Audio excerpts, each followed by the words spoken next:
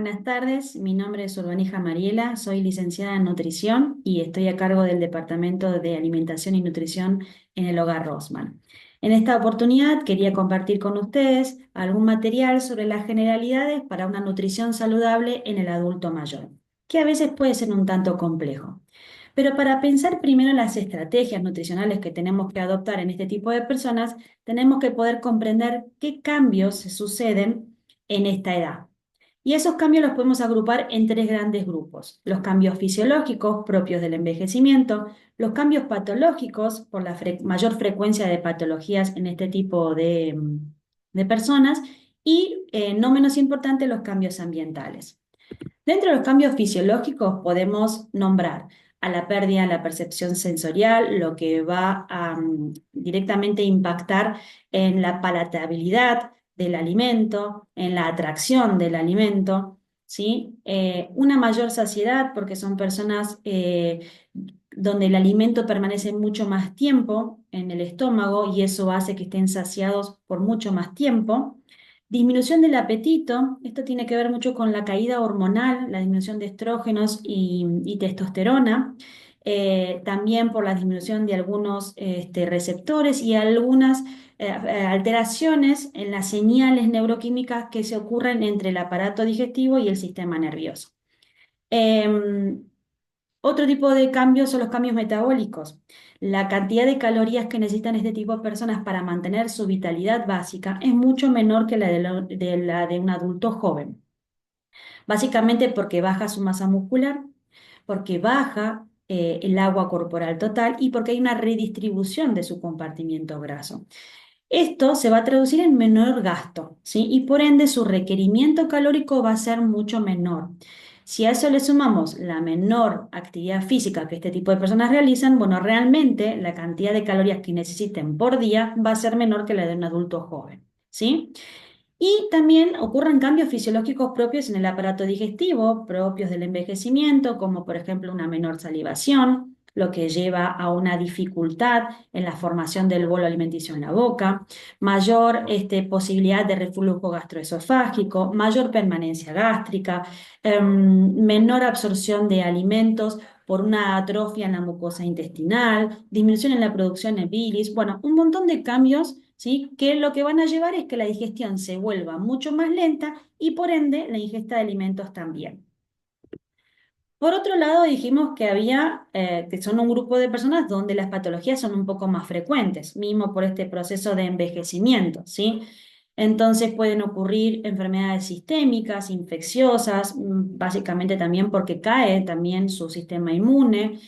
Una persona que está cursando una neumonía, una infección urinaria, es una persona que probablemente deje de comer un par de días y que esté nauseoso o con diarrea, o con mucho malestar y no le permita comer. Los mismos medicamentos que consumen, muchos de ellos repercuten en el aparato digestivo y esto hace que impacten en la ingesta de alimentos.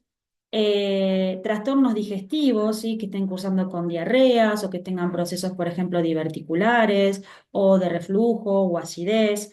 Trastornos psiquiátricos muy comunes también en esta edad, donde una persona con mucha excitación psicomotriz o con mucha somnolencia o que no puede, o que se distrae con facilidad, ¿sí? Bueno, eso hace que no pueda alimentarse de manera correcta, sobre todo cuando no tiene una ayuda externa. Trastornos neurológicos, cuando se pierde cierta motricidad, por ejemplo, en las personas que cursaron un accidente cerebrovascular o que tienen problemas de glutorios. Y no menos importante, los trastornos emocionales. Si bien no es una patología, una persona que está preocupada por su familia, por un hijo, por el fallecimiento de alguien cercano, bueno, básicamente eso se va a traducir, ¿sí? En un malestar que influye en la ingesta. Y el tercer gran cambio son los cambios ambientales. Pensamos que muchas veces incluso ellos pueden exacerbar los cambios fisiológicos y los patológicos, ¿sí? Una persona que vive sola, que no compra los alimentos como corresponde o que no tiene plata, se va a nutrir mal y por ende el envejecimiento puede acelerarse o incluso puede predisponerse a mayores patologías. Entonces el aislamiento, el entorno en el que vive, si está adaptado a él, el traslado a hogares residenciales es algo que muchas veces les repercute anímicamente, o los factores económicos definitivamente van a influir en la ingesta de alimentos. Entonces, es necesario comprender que los cambios en la ingesta en esta edad son multicausales, ¿sí? Con lo cual, esto hace que este tipo de personas tengan una mayor predisposición, ¿sí?, a encontrarse en riesgo nutricional. ¿Está bien? ¿Cuáles son las alarmas que nos pueden dar señales de que la persona mayor está con una alarma nutricional? Es decir, que está teniendo un déficit nutricional y puede llevar a una pérdida de peso que puede aumentar su morbilidad. Bueno, básicamente cuando deja de comer repentinamente, cuando de un día al otro las ingestas se disminuyen a la mitad, ¿sí? Cuando empezamos a notar que hay dificultades para masticar y que determinados alimentos los apartan o ya no quieren consumirlas. Cuando hay una tos recurrente, sobre todo al ingerir líquidos. Cuando hay una baja ingesta de alimentos fuente de proteínas, que generalmente son los alimentos que son de difícil acceso o que muchas veces no pueden ser consumidos por falta de piezas dentales. Cuando encontramos que hay una ingesta menor al 50% de las comidas principales y todo el día se trata solo de un picoteo, ¿sí? O hay un marcado descenso de peso del más del 4% en un año, pero yo les diría hasta en 6 meses, bueno, eso es una alarma nutricional, ¿sí? La presencia de uno o más de estos signos puede llevar a esta pérdida involuntaria de peso y aumentar su riesgo de morbimortalidad. Entonces, cuando vamos a hablar de las estrategias nutricionales que tenemos que abordar en este tipo de personas, tenemos que ver, ¿sí?, o identificar cuáles son los cambios que se están produciendo en nuestro adulto mayor. Y en base a eso, pensar la estrategia nutricional, ¿sí? Entonces, vamos a pensar y vamos a empezar por los cambios fisiológicos. Si hay una disminución en la percepción sensorial, ¿sí? Una persona que tiene poco olfato o que ya no está queriendo las cosas saladas, está tratando de comer solo las cosas dulces, bueno, tenemos que empezar a utilizar como estrategia nutricional, utilizar resaltadores del sabor, ¿sí? Sobre todo pensemos que son personas que muchas veces tienen que comer sin sal. Entonces, bueno, usar condimentos aromáticos, resaltadores del sabor como el jugo de limón, las ralluras de los cítricos, la menta, ¿sí? Esencias, cosas que hagan que el sabor sea mucho mayor para que ellos lo puedan llegar a desgustar. Y utilizar colores vibrantes, esto sobre todo por la pérdida mismo de la visual, o incluso a veces cuando están mal anímicamente. Ven un plato con muchos colores, siempre va a ser mucho más atractivo que un plato del mismo color. Entonces, bueno, utilizar contrastes de vegetales verdes, violáceos, con colores neutros como puede ser los fideos, el arroz, ¿sí? Eso va a ayudar a atraer más y sobre todo tratar también de usar estos condimentos aromáticos para que estos aromas también sean mucho más resaltantes, ¿sí? Y ellos puedan reconocerlos más fácilmente. Por el mismo aumento de la saciedad, por el tema de que los alimentos permanecen mucho más tiempo en el estómago, ¿sí? Las personas tienden a comer un poquito menos. Entonces, lo que vamos a tratar de hacer es, en lo poco que coman, darles muchas calorías. Y para ello, lo mejor es ofrecer pequeñas raciones llenas de ingredientes, ¿sí? Entonces, siempre va a ser mejor o siempre es preferible utilizar una preparación que me permita incluir muchos ingredientes que, digamos, simplemente un plato con un churrasquito y un puré, ¿sí? Entonces, si nosotros usamos, por ejemplo, rellenos de tartas, albóndigas, pasteles, budines, croquetas, ¿sí? Donde uno puede integrar un montón de ingredientes, eso va a hacer de que se aumente la densidad calórica de esa preparación sin alterar el volumen. No es lo mismo hacer un puré con papa y aceite que hacer un puré, por ejemplo, con aceite, con leche en polvo, con almidón de maíz, ¿sí? Un yema de huevo. Bueno, eso hace que ese mismo puré que le estamos ofreciendo sea mucho más rico calóricamente. Y vamos a evitar utilizar medios de cocción que aumenten esa permanencia gástrica. Entonces, todo lo que conlleve una preparación grasa o frita o con muchos sofritos, bueno, va a tener una mayor permanencia gástrica y por ende van a estar saciados por mucho más tiempo. Entonces, preferí cocciones al horno o al vapor. Cuando nos encontramos con pérdida de piezas dentales, vamos a tratar de evitar alimentos que requieran mucha masticación. Entonces vamos a utilizar texturas blandas, ¿sí? Lo mismo que dije antes, albóndigas, budines, omelette, croquetas, ñoquis, canones, cosas que puedan comer simplemente con cuchara. Cuando hay pérdida de motricidad, cuando hay movilidad reducida, vamos a favorecer en todo momento sostener la independencia en la alimentación, ¿sí? Y para ello, entonces, lo mejor que podemos hacer para una persona que quizás vive sola o que está la mayor parte del día sola es servirle los alimentos o dejárselos listos para consumir, ¿sí? Cortados, blandos o procesados, ofrecer cucharas o utensilios adaptados, utilizar vasos con bombilla o con sorbete, ¿sí? Y asegurar dejarle los alimentos de fácil acceso, que parece realmente una nimiedad, pero muchas veces una persona que está sola todo el día y que quizás no alcanza una estantería alta, se queda sin comer quizás algo que le hubiera gustado hasta que vuelve la persona que lo pueda ayudar. Entonces estas cosas tenerlas en cuenta. Otro gran cambio fisiológico que ocurría era la disminución del agua corporal, ¿sí? Y no solo eso, sino que también disminuye la sensación de sed. Entonces, como estrategia nutricional, si bien generalmente decimos que una persona debe estar consumiendo entre 6 y 8 vasos diarios, lo ideal es hacer un cálculo aproximado de entre 25 y 40 mililitros de agua por kilo de peso. Esto va a traducirse que no es lo mismo el agua que tiene que tomar una persona que pesa 40 kilos de una persona que tiene 90. ¿Está bien? Lo que podemos hacer es ofrecer o dejar a la vista una botella, una jarra con la cantidad de agua total que esa persona debe consumir en el día, ¿sí? Y dejarlo a la vista para recordarlo.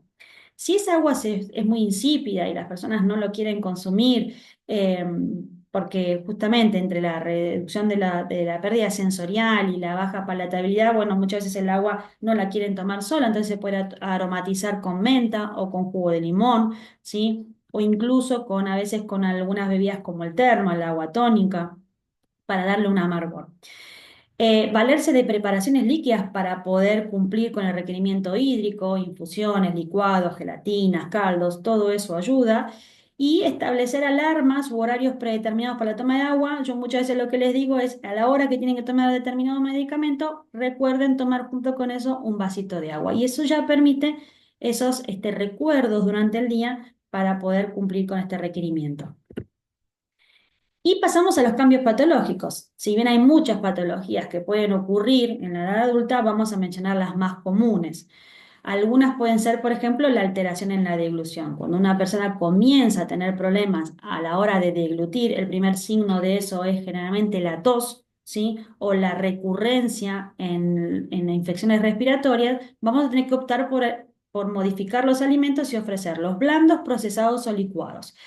Blandos, ¿sí? Sobre todo cuando la disfagia es más oral, cuando hay mucho problema quizás por ahí de mover la lengua, pero no hay problemas al tragar. Entonces podemos ofrecer alimentos blandos como el omelette, como el puré, los ravioles, los canelones, etcétera. De lo contrario, esa misma preparación se puede procesar y ofrecer, ¿sí? En ese formato, pero en lo posible siempre utilizando preparaciones separadas, no procesar todo junto, sino procesar individualmente para lograr el contraste de colores. Cuando la deglución ya está comprometida, cuando ya realmente la disfagia es faríngea, entonces tenemos que recurrir a alimentos licuados. Para ello vamos a tener que seguramente espesarlos con almidones naturales o con espesantes comerciales. Y acá tenemos que tener cuidados, sobre todo en el aporte de proteínas, porque en el licuado muchas veces podemos utilizar un lácteo o un cereal, como por ejemplo el almidón, pero a veces es más dificultoso poder licuar una carne o, por ejemplo, el huevo, ¿sí? O algún otro tipo de alimento de origen vegetal, pero altamente proteico. Entonces, ahí es donde tenemos que siempre tratar de tener cuidado de poder asimilar al procesado solamente consistencia licuada. Otro cambio que suele pasar, ¿sí? O que suele suceder en la vida adulta es la aparición o quizás con mayor, quizás más exacerbada, ¿sí? Es la diabetes, el sobrepeso, la obesidad, la hipercolesterolemia. Básicamente lo que hacemos en este tipo de personas es limitar el consumo de azúcares refinadas y disminuir el consumo de grasas saturadas y colesterol. Los azúcares y harinas refinadas y el colesterol básicamente los vamos a bajar sacando los ultraprocesados, sacando toda la alimentación comprada en paquete. ¿sí? Si eso lo reemplazamos por alimentos naturales como legumbres, frutas, vegetales, cereales integrales, ¿sí? Como el sorgo, el trigo sarraceno, la cebada, el centeno, ya eso es un gran cambio. Dentro de lo que son los productos de origen animal, bueno, utilizar carnes magras, utilizar aceites vegetales en reemplazo a la manteca o la crema, evitar los embutidos, eso es algo muy común, generalmente tienden a comer fiambres o incluso a veces chacinados o del tipo de las morcillas, cuando hay déficit de hierro, entonces muchas veces los mandan a comer morcilla. También estaremos arreglando por un lado, pero desarreglando por el otro. Entonces, la realidad es que no es conveniente, lo mejor es utilizar carnes magras, ¿sí? Y a lo sumo, bueno, comprarlas en pequeña cantidad o procesadas para poder mejorar su rendimiento. Y priorizar cocciones al horno, a la plancha, por vapor o a la sartén para evitar, obviamente, los medios grasos que además aumenta la permanencia gástrica. Otra patología muy frecuente es la hipertensión y la afección cardiovascular. Básicamente para eso lo que hacemos es bajar el consumo de sal y para ello nos tenemos que apoyar en los condimentos aromáticos para resaltar el sabor, ¿sí? Ojo con las sales modificadas, siempre consultar con algún médico, alguna nutricionista, porque no todas las sales son aptas para todas las patologías. Sobre todo para las patologías concomitantes, ¿sí? Sobre todo si hay afecciones de hígado o afecciones renales. Y utilizar cocciones al horno, a la parrilla, a la sartén para resaltar el sabor, ¿sí? Acá sí sería casi mejor no usar tanto el hervor o el vapor porque no tienden a resaltar el sabor del alimento, ¿sí? O también se pueden combinar sabores agridulces, eso ayuda muchas veces también a tapar la falta de sal. Otro gran problema que suele suceder es el estreñimiento. Lo que hay que hacer acá es aumentar el consumo de fibra. Muchas veces pacientes tienen problemas diverticulares y lo primero que hacen es evitar la fibra y se pasan básicamente a todos a todos alimentos de origen a todos los alimentos almidonados, digamos, ¿sí? A base de almidón, como por ejemplo son los cereales o la papa o la batata o algunos otros vegetales. La realidad es que lo que hay que hacer es seguir consumiendo fibra y quizás lo que hay que hacer es cambiar ese tipo de fibra y basarnos en fibra soluble, es decir, en fibra modificada. Entonces, para ello vamos a tratar de evitar los vegetales crudos y favorecer más bien o utilizar mejor los vegetales cocidos, ¿sí? Otra cosa que podemos hacer es revertir los tradicionales cereales o las tradicionales harinas refinadas por sus versiones integrales. También podemos incorporar legumbres bien hidratadas, bien cocidas e incluso procesadas. Otra cosa que se puede hacer es agregar semillas, ¿sí? Tanto lo ideal es agregar semillas molidas, sobre todo si hay problemas diverticulares. También lubricar los alimentos con aceite vegetal justo antes de ser consumidos. Y otra cosa a asegurar es la correcta hidratación, que es lo que va a hacer que la materia fecal se vuelva más blanda y sea más fácil de eliminar. Y las intolerancias digestivas, algo ya estuvimos mencionando hasta recién, pero bueno, lo que tenemos que básicamente tratar de hacer es de proveer alimentos que se digieran fácilmente, que no tengan mucha permanencia gástrica. Para ello vamos a valernos de la fibra soluble, es decir, de vegetales y frutas cocidas. Vamos a evitar alimentos que sean muy ricos en grasas y azúcares que tengan mucha permanencia en el intestino y que puedan generar diarreas osmóticas. eh, Evitar alimentos irritativos como salsas o fondos de cocción, frituras o condimentos picantes. Y otra estrategia es favorecer el equilibrio de la flora. El trofismo intestinal, básicamente lo que hacemos es tratar de utilizar probióticos de forma natural, como por ejemplo los que encontramos en el yogur o en los alimentos fermentados, o de lo contrario en forma comercial para restaurar un poco la flora intestinal y que eso ayude a lograr un equilibrio en el trofismo intestinal. Si bien este no es un cambio patológico, la polifarmacia, pero básicamente por las patologías concomitantes se requiere el uso de muchos fármacos y la estrategia acá va a ser básicamente, o va a depender básicamente del tipo de fármaco que se esté utilizando, pero muchas veces, por ejemplo, en pacientes que están tratados con antiácidos hay que suplementar con vitamina B12 o necesitamos alejar el consumo de productos integrales en la toma de levotiroxina o en pacientes parkinsonianos se debe alejar la toma o el gran consumo de proteínas cerca de la toma de levodopa. Bueno, esto va a cambiar, son algunos ejemplos, pero cambia en función del medicamento y acá sí realmente hay se necesita una asesoría médica o nutricional. Dentro de los cambios ambientales y económicos, el último grupo, bueno, si una persona vive sola, lo que vamos a tratar de lograr es proveer que los alimentos que tenga en casa sean variados y que tengan una buena densidad calórica, pero sobre todo que tengan un buen aporte proteico, ¿sí? Y asegurarnos de que los alimentos se encuentren de fácil acceso, ¿sí? Que los puedan solamente quizás recalentar, que no requieran demasiada preparación y que tengan, si es necesario, vajilla adaptada. Entonces podemos, por ejemplo, proveer viandas listas para consumir y que sean solo recalentadas en el microondas. Podemos acompañar en la preparación de la planificación del menú semanal y en base a eso en las compras.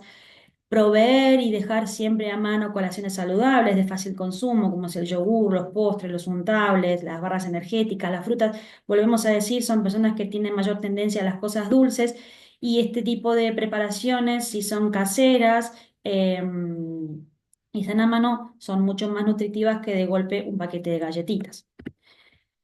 Y cuando el gran problema es económico, que hoy por hoy lo hay cada vez más, es bueno, tratar de planificar la mejor alimentación con el presupuesto disponible. Algunos ejemplos pueden ser asegurar el acceso a proteínas de alto valor biológico utilizando, por ejemplo, el huevo en reemplazo de la carne. El huevo es un poco más accesible y cuando utilizamos carnes, tratar de elegir el corte más magro el que se puede adquirir y pedirlo procesado, es decir, picado, para asegurarnos que su rendimiento va a ser del 100%, ¿sí? Podemos cambiar, por ejemplo, la leche por leche en polvo, sobre todo si es una persona sola y que la leche se puede poner en mal estado. Entonces la leche en polvo es una muy buena opción que incluso se puede adicionar a los alimentos. Preferir verduras y frutas de estación que son mucho más ricas en vitaminas y son más económicas e incluso muchas veces se las puede conseguir congeladas. Eso hace que las puedan tener de forma accesible en el freezer y que las puedan agregar a las preparaciones. A veces cuando tienen que comprar y lavar y preparar, ya no tienen tantas ganas, entonces las apartan y las dejan de consumir.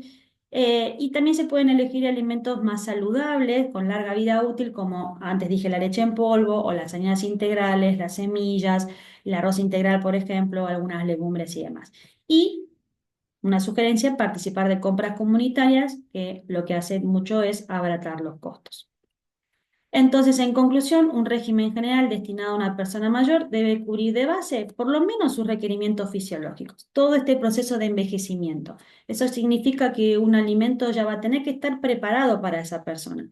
Tiene que ser justo en calorías, tiene que ser rico en proteínas de alto valor biológico, tiene que tener pocos azúcares, tiene que ser bajo en grasas, bajo en sal, sí, básicamente para adaptarse a la fisiología de la persona. Y también tendrá que adaptarse a la patología concomitante y al entorno y el ambiente en el que se encuentra. Esto asegurará una mejor nutrición sin déficit o sobrecargas. Un estado nutricional adecuado contribuye positivamente al mantenimiento de las funciones corporales, así como la sensación de bienestar, pero sobre todo a la calidad de vida. Un estado nutricional inadecuado va a contribuir a la aparición de enfermedades frecuentes, ¿sí? Y a una mayor mortalidad. Espero que les haya servido. Muchas gracias por participar de este encuentro y nos veremos en la próxima.